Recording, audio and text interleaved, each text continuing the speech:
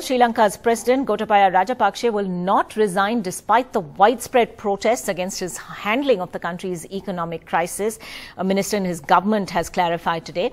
And Sri Lanka's the police publicly clashed with protesters once again after soldiers armed with assault rifles drove through a crowd of protesters in the capital, Colombo. They've been intensifying anti-government demonstrations in the country, and now the police, which is largely sided with the civilians, also clashing with the army. Shrija joining us with the latest on that. Shrija, tell us about these latest protests. What's going on?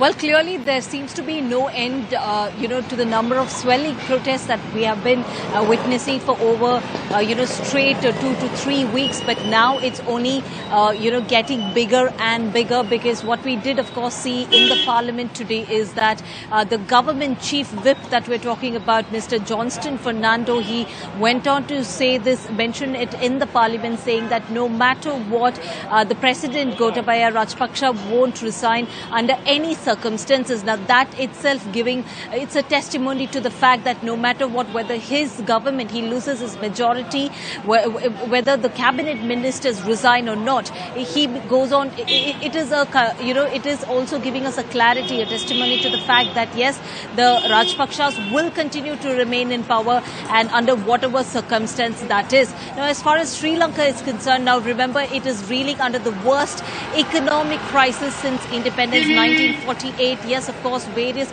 locations, sporadic protests that have been reported. Students are taking out on march. Students are demanding that Gotabaya Rajapaksa resign. We're also looking at various other common man.